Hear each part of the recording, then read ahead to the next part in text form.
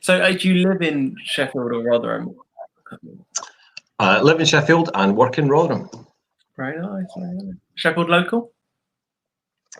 Say again? Are you a Sheffield local? No. Born and bred Glasgow. Moved down to London, then back to Sheffield for university. Okay, cool. Yeah. Okay, so we are here with Steve. Hi, Steve. Nice to see you. Nice to meet you. And this is our CU Events Week, and tonight we are looking at, have we broken society so much that it can't be mended? This is a big topic and it's an interesting one. And so we've got Steve here who works for Shiloh in Rotherham. Shiloh is a homeless charity working for people who are homeless or could be made homeless. And so, yeah, we thought it'd be really nice to have Steve here in communication and just talking to him about what his work is and what Shiloh's doing in Rotherham. So, Steve, tell us a bit about yourself. And then what can I say? Yeah, born in Glasgow. Spent the first part of my life down there, up there rather now, and then came to Sheffield for university.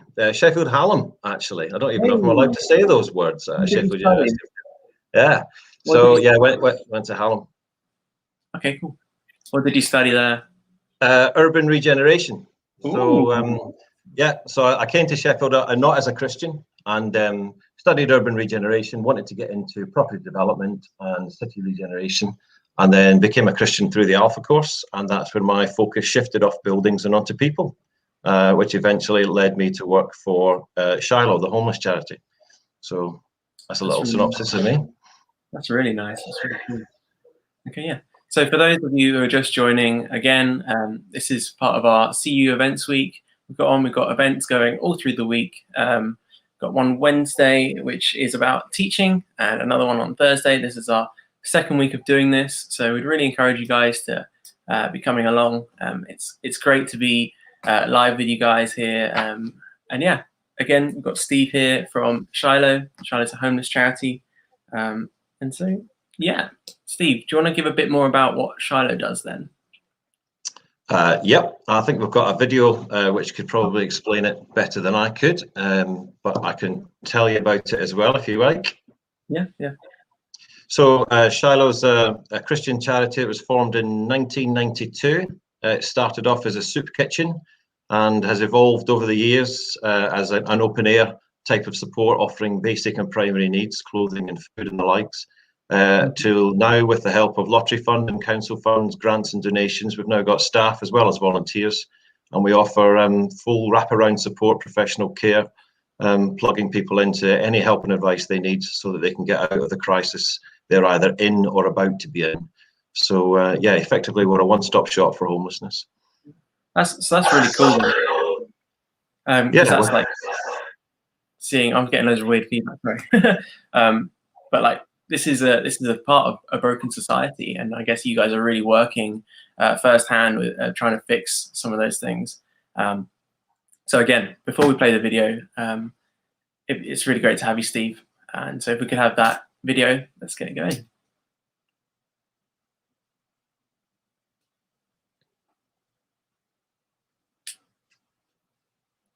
Any minute. It'll be worth the wait. Worth the wait.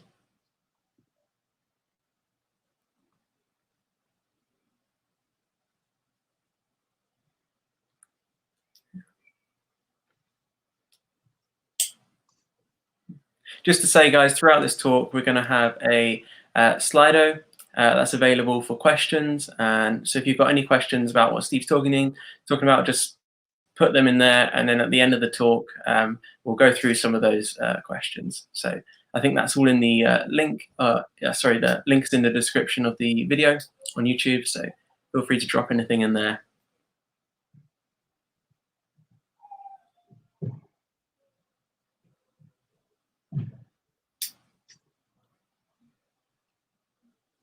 Feels like we're building up a bit of tension. It does. Big build up. This video better be good. Everyone's waiting for it. No. I'll just say now, guys, actually, we've got, so the Wednesday's event is going to be, can we teach our way to a better humanity? That's going to be focused more towards people who are doing teaching degrees. And that's, I think, pretty cool. And we get a lot of Christians in teaching, and we really want to encourage and help people in that. And then Thursday is what would it take to believe in Jesus? Again, invite your friends, share this out, put it on your Instagram stories, whatever. More details are going to be on our Hallam CU Instagram page. And yeah, those events should be really good.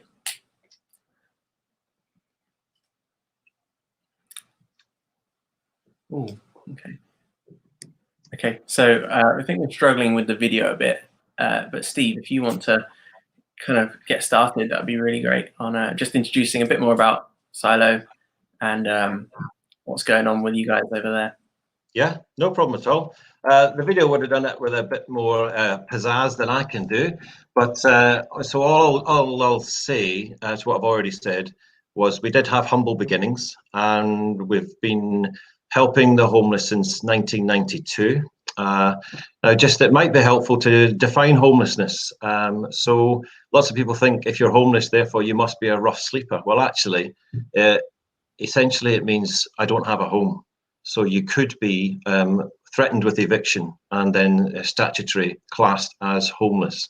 You could be, of course, living on the streets, then you would be homeless. But essentially anywhere without a home, so a bed sit, temporary accommodation, about to lose your home, rough sleeping, hostels, that sort of thing. And homelessness, we don't like the title. I mean, we don't like to label people, but homelessness is a symptomatic evidence of broken society. It's a label that goes over us because something's gone wrong and we haven't been able to maintain our home. So Shiloh was set up to meet that immediate need. A group of Christian volunteers connected with 2 local churches back in the 90s. They did that, and the work of Shiloh Ministries, as it was then, was their extension, their call to action of how to outwork their Christian faith. So the Christian faith being about showing love and mercy and compassion to everybody, but especially to the poor. So over the years, as I was saying earlier, the service has evolved. We've received some more funding, more support, registered charity status, and we've now evolved into professional wraparound care, so like a one-stop shop. So if somebody comes to us homeless or at risk with any needs, we'll have partner organisations we can immediately plug them into. We've got advice and guidance and all the practical care and support they might need at our support centre. So just by introduction, the name Shiloh is a little bit weird. Some people say Shiloh, but Shiloh is taken from the Old Testament. So the trustees who founded the charity wanted that name because in the Bible it refers to Shiloh as a geographical place, somewhere that God's people could go for refuge, for protection. And they could even seek God himself at Shiloh. So that's why the name was given, because the trustees wanted this charity to be a place where people could go to for refuge, somewhere that they could be rehabilitated, somewhere where they could go to realize a new future. And there's many different ways that we do that. So in the video, you would have seen lots of different partners coming together, offering their services at our centre. You would have seen people engaging in IT, receiving food, clothing, laundry.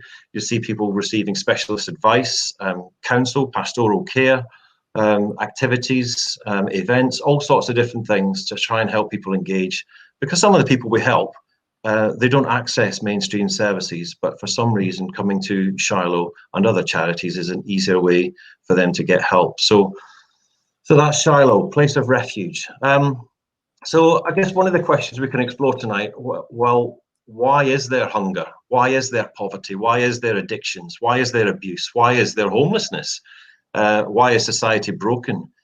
As I say, Shiloh's roots are in Christianity. And in the roots of Christianity, it's all about from the Bible. So we find lots of our advice, guidance, how we want to live, how we should live from the Bible. And we can read the Bible and you'd quite quickly find out that none of us are perfect. We all make mistakes. Even the most selfless people can still be selfish at times, and that inevitably leads to hurt, to pain, to inequality. Now, lots of these things will then result in hunger, poverty, addictions, abuse, and sometimes homelessness. So the Christian Bible will refer to some of those character flaws, if you like. The Bible uses the word sin, which is not really a word that people like using or want to use. You might have seen the film Sin City. But we all see the effects of sin in the world. And essentially, it's me and you living our way and not God's way. And as much as we try to live a good life, sometimes we hurt ourselves or hurt other people. Now, the decisions that you and I might make sometimes are flawed, but they may not massively impact you or me. Sometimes they might not massively impact other people, but sometimes it does. So to illustrate, let me give you some examples of some of the people that we support and how they end up homelessness. So it could be a relationship breakdown. Two people are unable to live habitably. It could also be a violent eviction. It could be a forced departure. It could be domestic violence or financial abuse. We support people going through addictions, and they're wanting to feed that addiction, which ultimately leads to them unable to pay their rent, to pay their bills. Sometimes it leads to criminal behaviour. And drug and alcohol is a coping mechanism for many people because they're trying to cope with something that's happened in the past or even in the present, and some horrific experiences, which we try to help people and counsel them through. 2/3 of the people we support at Shiloh have got mental health issues or depression. They just can't seem to function or cope, and often it's head in the sand routine. Again, bills mounting up, unpaid rent, and often poor decision making. And when your head's not in the right place, you don't make the right decisions. We help people who've got disputes with their neighbours or landlords, and that's, again, that sense of discord. Somebody's not living up to the contract they signed. It leads to evictions. We help people when they've been released from prison. Some people with no fixed abode, they might say. They've got no resources to sustain themselves or ability to make a new life in the community, no friends, no family. And it's a fresh start. And so they come out of prison homeless, trying to make a new life. So all these different situations, they leave people vulnerable and they leave people hurt and in need of a loving community to support them towards a better future. And for much of that, it comes from sin, from these effects of us choosing to live our own way and hurting each other, whether you're the victim or whether you're the perpetrator. So now, of course, our charity operates in Rotherham, but Rotherham's no different to Sheffield, no different to Manchester, London, New York, Moscow, or Cape Town. You know, the effects of sin, as described in the Bible, they're felt worldwide. They even creep into governments. They create global inequality. They create wars. They create famine, and a host of other problems. So rightly, we should say, well, all of this brokenness and all of the impacts of our selfish behaviour and even our well-meaning behaviour, we should rightly ask the question, well, what can be done? Well, thankfully, lots can be done. There is loads of work going on, loads of work being done, not just by Shiloh, but by people of all faiths and all backgrounds and many different organisations across the world trying to repair the damage and stop future pain. At Shiloh, we work with everyone, charities, statutory partners, individuals, corporates, big banks, small companies, anyone and everyone, so that we can source all the help and advice and homes and opportunities for those in need. So, as I was saying earlier about the Bible, it's the primary source of our understanding of God and his character and how he wants us to live. And Shiloh has been founded on those values. So as Christians, followers of Jesus, we're called to seek justice, to love mercy, and to walk humbly. I've lifted that phrase straight out of the Bible. Let me just tell you how Shiloh do that. So if you come to us and you're homeless and you've not received justice, you've not received your legal entitlements, we can advocate in your behalf. So in that respect, we will help you seek justice. We can show you mercy and love by providing for your basic needs. We can help with your education, your rehabilitation, and even in your integration into the community. Now, not everybody's ready to receive help, and sometimes our offer of help is thrown back at us or not recognised. But when we show you mercy, we show you an open door, and you get multiple chances to receive help until you're in a place where you want it. So there's mercy and there's love at Shiloh and many other places. And ultimately a sense of humility. We do walk humbly. We recognize that we ourselves are flawed, that we ourselves are sinful, that we, although well-intentioned, we make mistakes, and we all need God's help and forgiveness, even to do good deeds. And so the help that we offer points to the help that we all need. It's forgiveness. And that's where the Christian faith is different from any other. And it's this need for forgiveness which is central to the Christian faith. It's a recognition and an understanding that I am not perfect. Even as the best intentions, as the leader of the Shiloh charity, I'm here to help others, but my decision making is flawed because I am flawed. None of us are perfect. So we recognize that recognizing this actually also recognizes that there is a bar that we don't live up to. Because we understand on some level that we're not perfect, that we are not as good as we want to be. So there's a moral standard that we don't always adhere to. So whether for you or for me, it might be a little lie that might make the evening a bit easier, or whether there's a moment where you're filled with jealousy or rage or something that has a bigger impact or a longer impact on other people. Inwardly, we all know that we all make mistakes. And it's that sense of inner morality, that feeling of am I doing right or am I doing wrong? That didn't get there by itself. So as Christians, we believe that God made the world and everything in it. And that includes you and it includes me.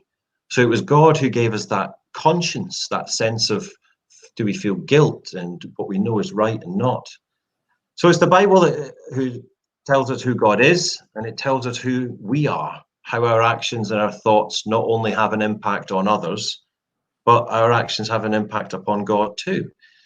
Now, the Bible describes God as holy, as separate, as perfect, totally the opposite of sin. And the Bible describes how God is unable to be anywhere near sin, which includes people who are sinful.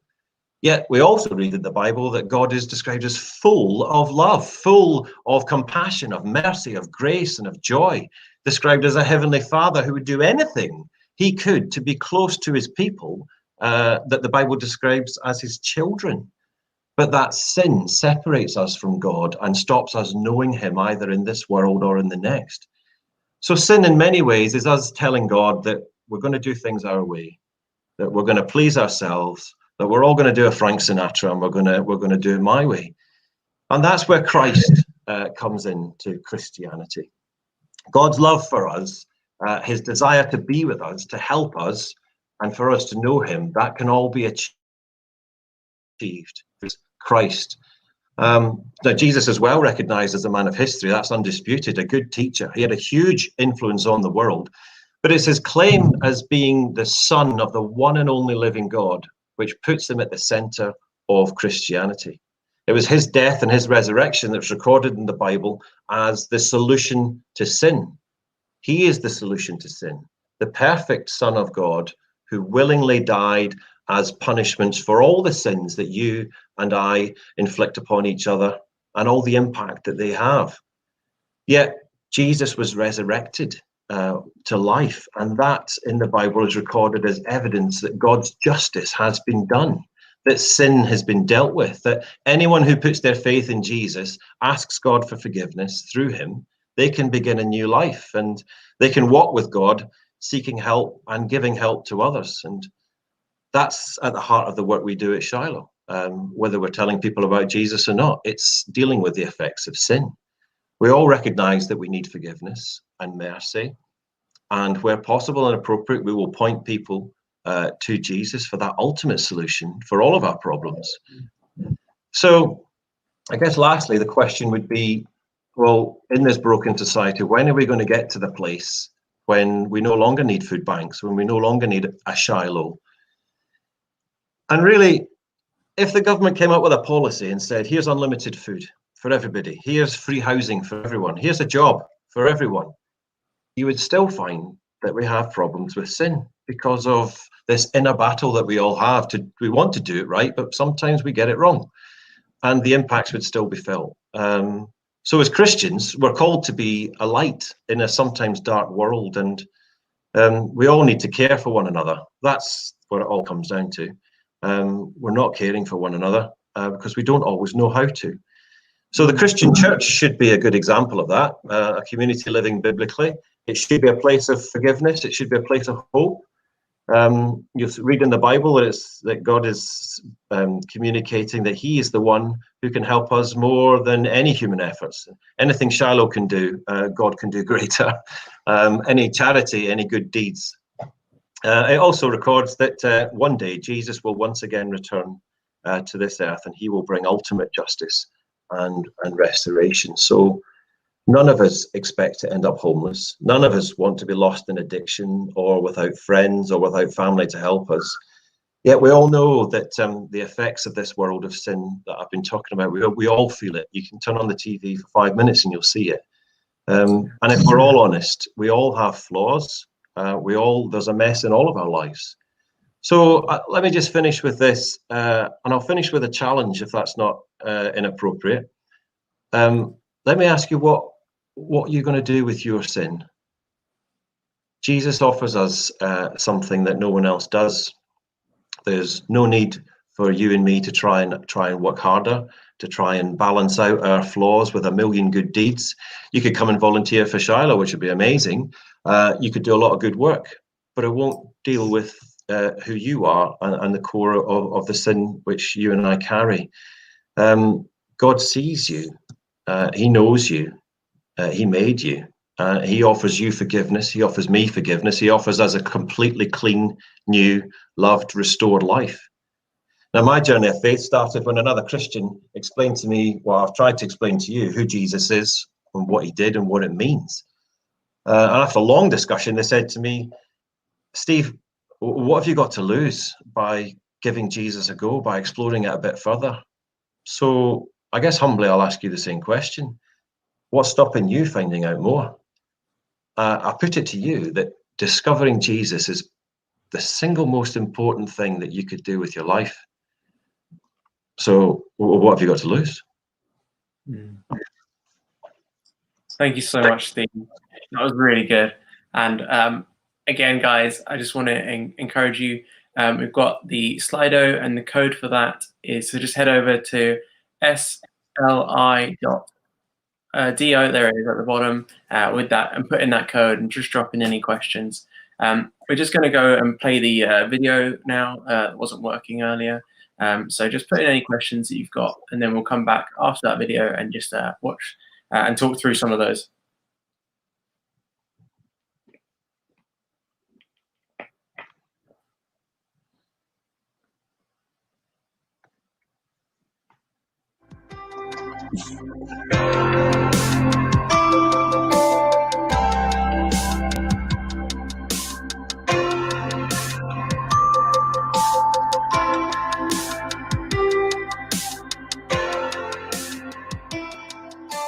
Hi, my name's Matt. I'm the service manager down at Shiloh, Rotherham. We're a day centre to support anyone that's either homeless or those at risk of becoming homeless. We welcome people as guests and offer them a safe place where they'll be accepted and supported. The word Shiloh actually means a place of refuge, and we provide that here. The issues which our guests face are extremely challenging and complex. Often they come through the door for the first time feeling quite low. Many feel trapped in their circumstances, unable to find a way out. But very quickly, we're able to offer them hope and help them take steps towards a better future. They've helped me with my depression by getting help from nurses, the doctors, helping me get back to work through the internet, helped me with my universal credit. They are absolutely brilliant. We've got a great team of staff and volunteers and a wide range of partners who offer guests support to get out of homelessness and back into independent living. We build relationships with our guests to help support them on their journey and give them confidence that things can be different. Hi, my name's Nathan. I was currently homeless, living on the streets in a tent behind a bingo hall half a year ago until I came to Shiloh. I'm now currently working full time, got my own place, seeing my children again, and currently getting back to normal. So whether it's help to find accommodation, support to apply for benefits, or learning new skills, we can offer people a route out of homelessness. bring yourselves down to Shiloh. It's a good place to come, good people to meet.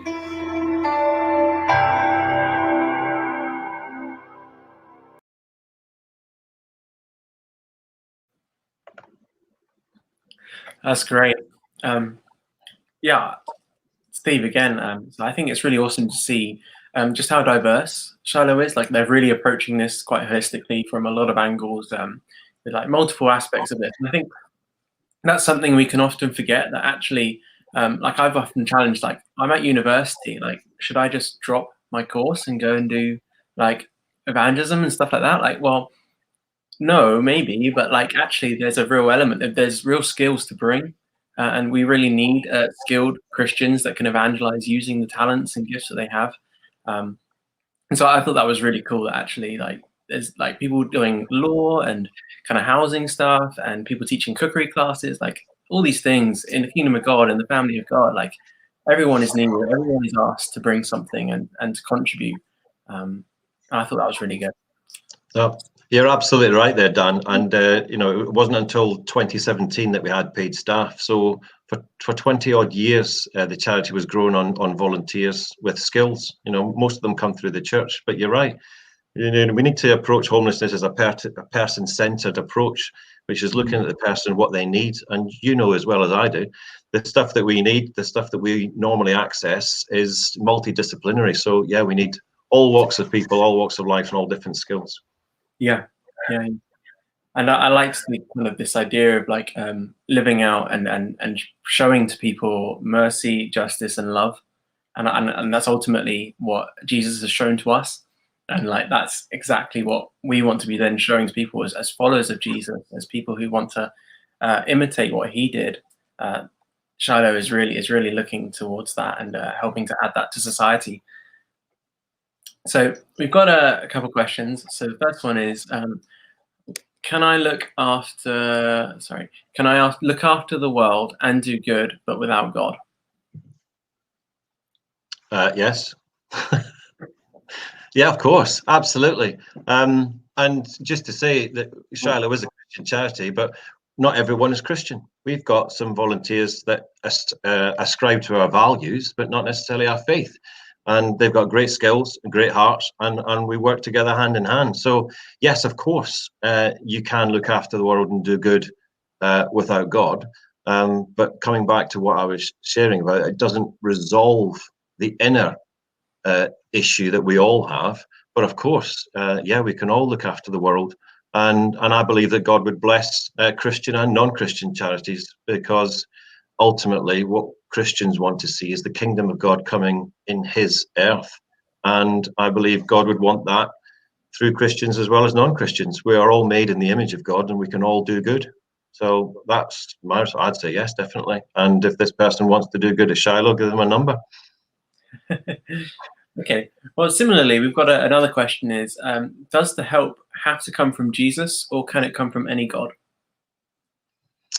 Oh, wow. That is a good question. I guess that the source of that question is the belief in other gods. I personally don't believe other gods are alive. So at the core of Christianity is Jesus, and Jesus being the resurrected Son of God, who Christians believe is alive and at work in this world. So when I refer to help coming from the living God, that's what I would refer to. There are other people who would profess another faith, of course, and they would say that their help comes from their God. I guess that's a personal choice as to who you believe in. So I would say as a Christian that my help comes from Jesus. A Muslim may say their help comes from Allah. Yeah, I think as well, like a lot of religions encourage us to do good and to look out for people and look after people.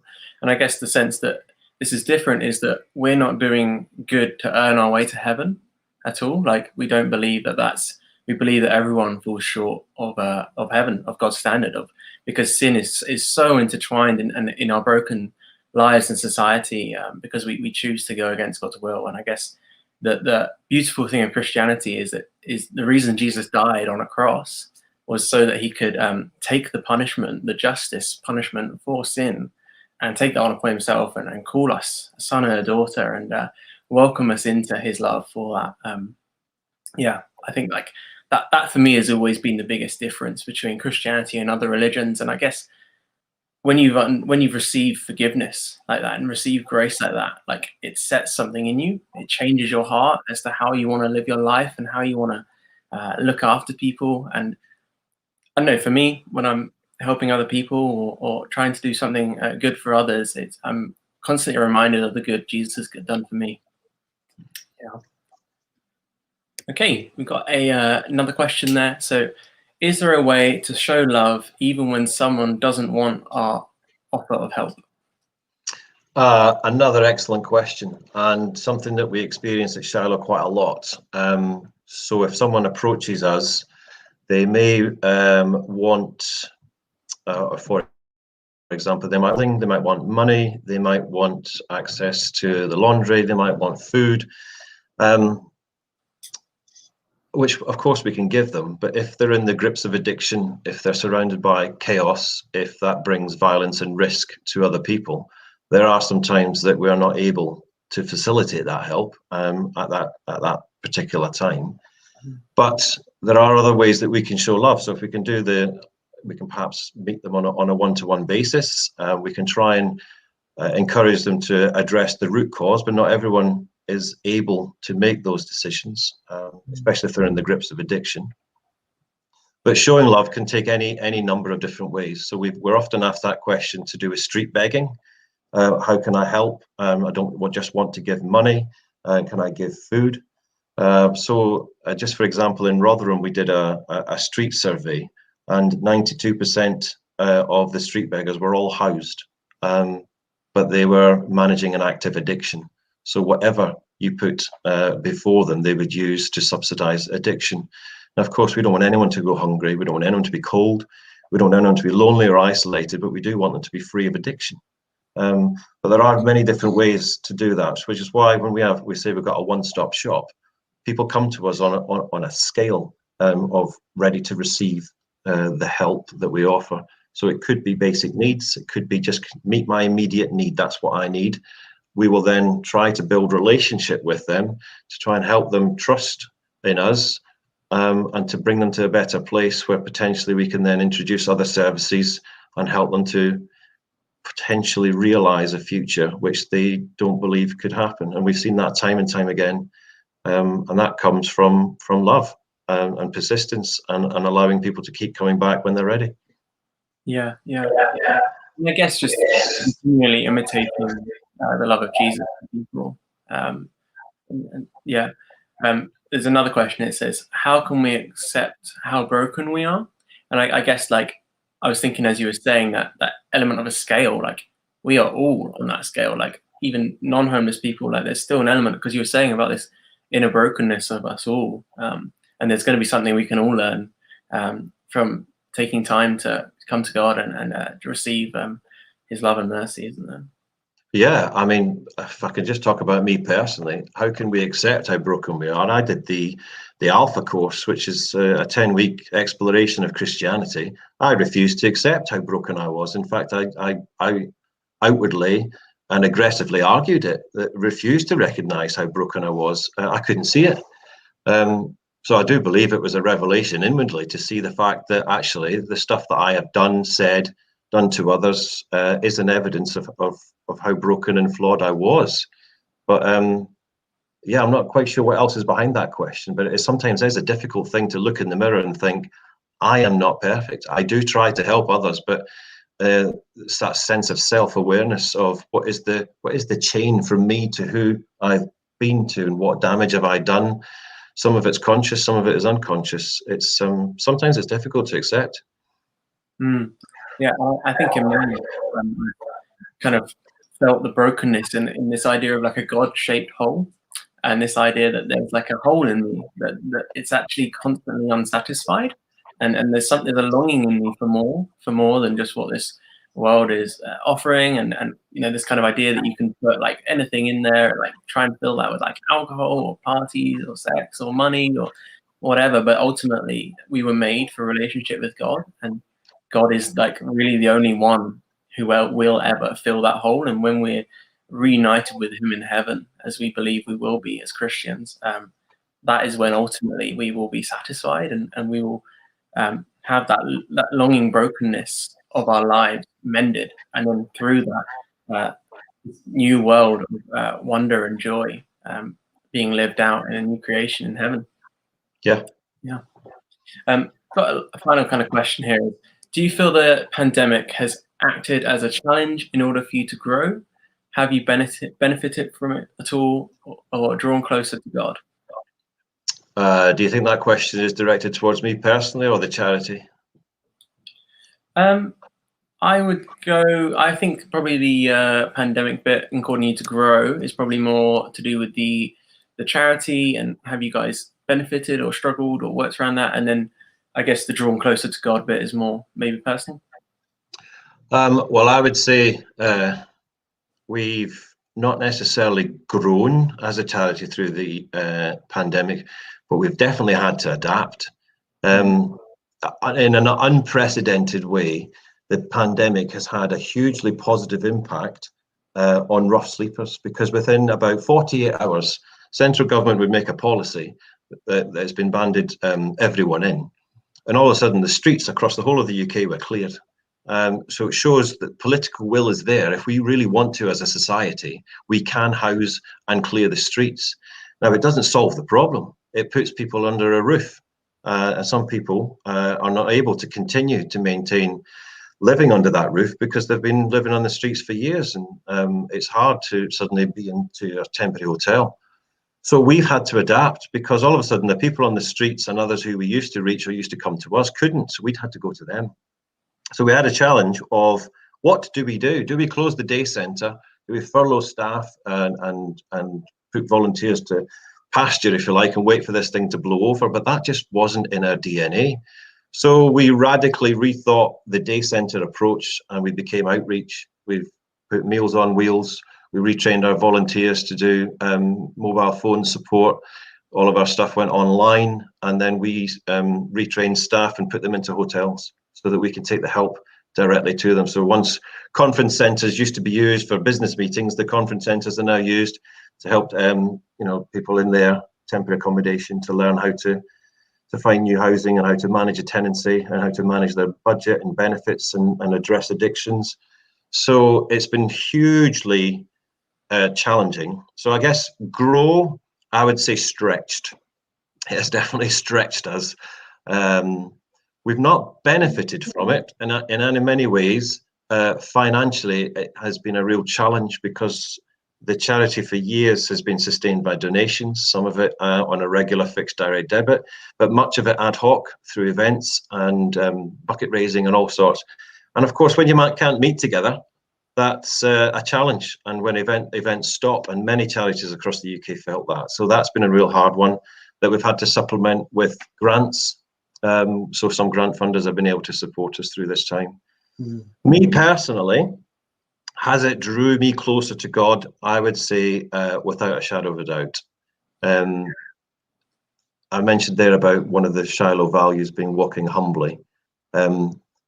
It only took the first 3 or 4 people to speak to at Shiloh when you realise how privileged you are with your friendship, with your education, with your connections, with the roof over your head, with the clothes on your back and food in your fridge.